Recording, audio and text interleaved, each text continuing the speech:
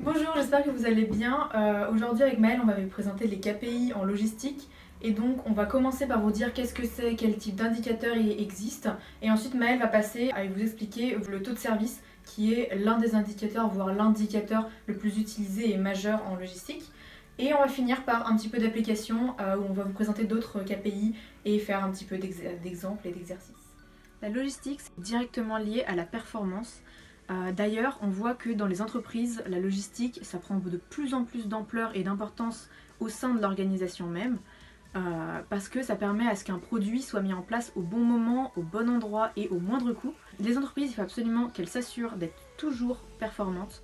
Donc, elles ont le besoin, voire le devoir, de piloter et de mesurer leur performance, ce qu'elles vont faire à partir de 4 objectifs clés, à savoir le temps, le coût, la productivité et la qualité du service. Et puisque les entreprises doivent absolument répondre et honorer tous leurs engagements de service, chaque acteur de la supply chain va devoir rechercher une optimisation globale, se montrer agile et flexible et surtout essayer de réduire les coûts et de diminuer les délais. Le tout est toujours dans l'idée de vérifier l'atteinte des objectifs clés dont on vient de parler. Le truc, c'est qu'il suffit qu'il y ait une seule défaillance dans un seul des maillons de la chaîne pour que la performance globale de la supply chain soit altérée négativement. Donc, il est impératif pour une entreprise de choisir et d'utiliser des Key Performance Indicators, KPI, qui sont adaptés à elle et efficaces. Un indicateur KPI, c'est une information de synthèse qui aide le gestionnaire à apprécier une situation dans le système placé sous sa responsabilité. C'est une donnée quantitative qui permet de mesurer de façon succincte, claire et précise l'efficacité de tout ou d'une partie d'un processus ou d'un système par rapport à une norme, un plan ou un objectif qui aura été déterminé et accepté dans le cadre d'une stratégie d'ensemble. Elle explique ainsi une situation évolutive, une action ou les conséquences d'une action, de façon à les évaluer et à les comparer à leur état à différentes dates. C'est dans la poursuite de la nécessité d'un langage commun, principalement dû à la diversité et la complexité de la chaîne logistique, à la multitude des mesures et des méthodes de calcul, à la multiplicité des flux, des services et des intervenants, que la commission benchmarking, créée par Laszlo en 2000, a ainsi défini un panel d'indicateurs opérationnels adaptables à toutes les entreprises, le tout en découpant la supply chain en 4 secteurs. L'amont, qui est en relation avec les fournisseurs, l'intra-entreprise, par exemple le manufacturing, l'aval, qui est en relation avec les clients, et le financier, avec des indicateurs transversaux. Ensuite, le référentiel du Supply Chain Meter a défini 4 leviers de performance logistique auxquels on peut relier des indicateurs. Le premier levier, c'est la fiabilité, qui traduit la capacité d'une entreprise à répondre à la demande client selon un niveau de service fixé. Dans un indicateur de fiabilité, vous pouvez avoir le taux de service client, le taux de service fournisseur, le taux de litige transport, ou le taux de fiabilité des prévisions. Ensuite, vous avez le levier de l'efficience, c'est-à-dire le rapport entre l'efficacité et le coût, qui désigne le fait d'atteindre un objectif avec le minimum de moyens engagés possible. Par exemple, vous allez avoir le coût de possession de stock, le coût de transport, la productivité des opérations, etc. Ensuite, troisièmement, la réactivité désigne la capacité d'une entreprise à adapter rapidement les volumes de production et la variété des produits aux fluctuations de la demande, ainsi que d'accélérer la mise sur le marché d'un nouveau produit.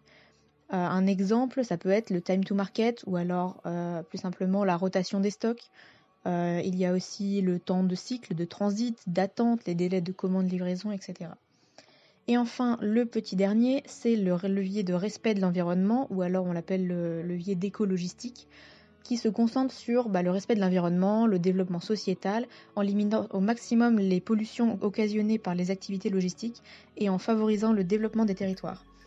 Vous pourrez retrouver ici la consommation d'énergie, le nombre de tonnes de CO2 émis par les plateformes logistiques et de transport, vous avez le tonne kilomètre, etc. Outre le fait qu'on puisse décider de ranger les indicateurs KPI logistiques en fonction de leur levier de performance, on peut également décider de les ranger soit par leur type, c'est-à-dire qu'on va avoir des indicateurs qui sont purement de performance, des indicateurs d'activité, on va avoir aussi des indicateurs de processus et des indicateurs d'interface.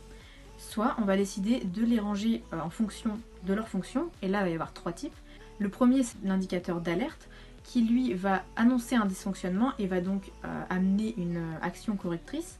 Ensuite, on va avoir l'indicateur d'efficience et d'équilibrage qui lui va faire une comparaison entre l'objectif qu'on avait fixé au départ et la situation réelle aujourd'hui.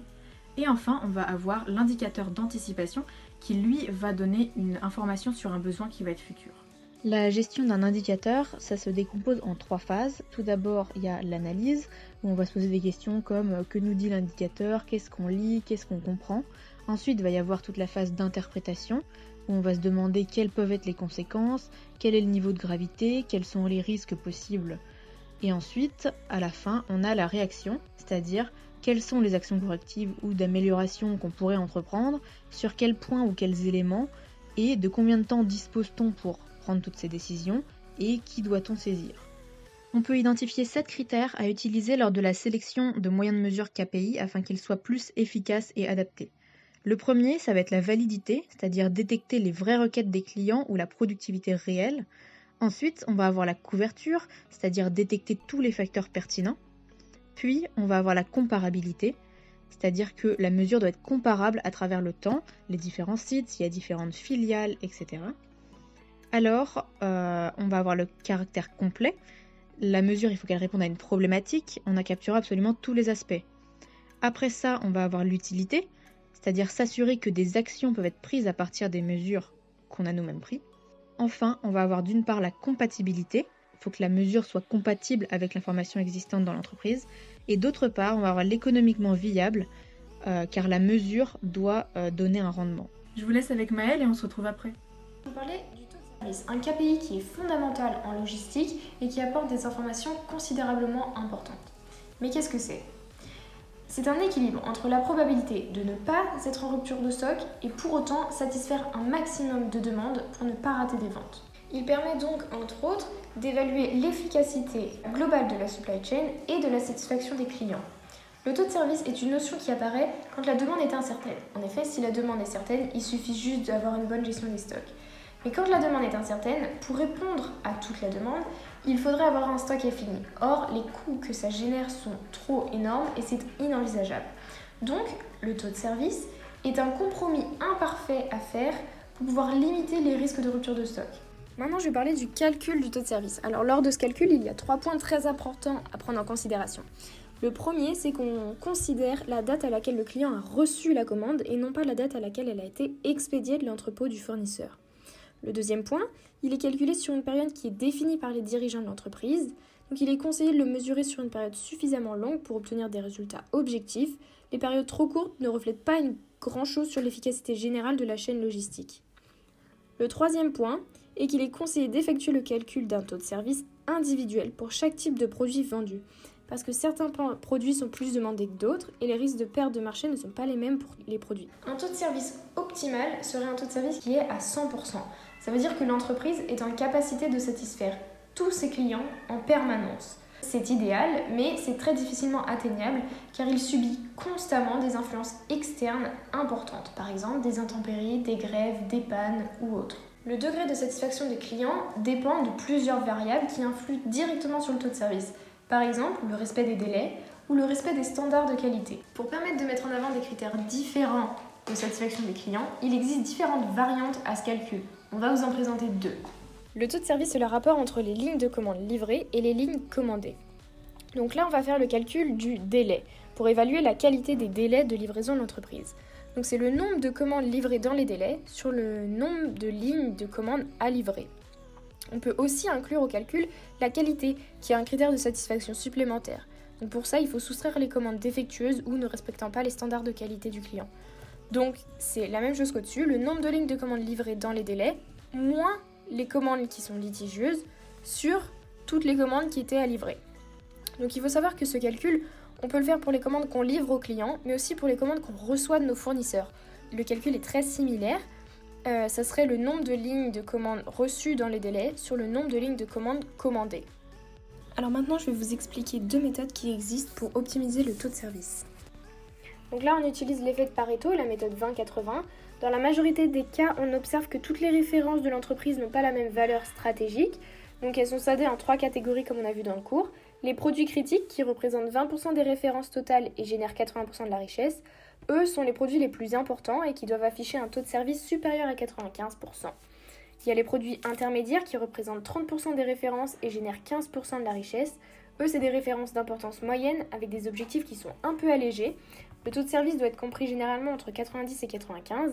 Et enfin, les produits secondaires qui représentent 50% des références et rapportent 5% de la richesse. Ils peuvent supporter un taux de service qui est compris entre 85 et 90. Et du coup, c'est important de savoir ça pour l'entreprise afin de gérer ses priorités et de se focaliser sur les références qui sont critiques. La méthode de l'analyse des coûts consiste à comparer les coûts de stockage et les coûts de rupture de stock. En effet, si les coûts de stockage sont très élevés, elle aura tendance à diminuer ses stocks et donc à tomber en rupture plus facilement. Alors que si les coûts de rupture de stock sont plus élevés que les coûts de stockage, elle aura tendance à augmenter ses stocks.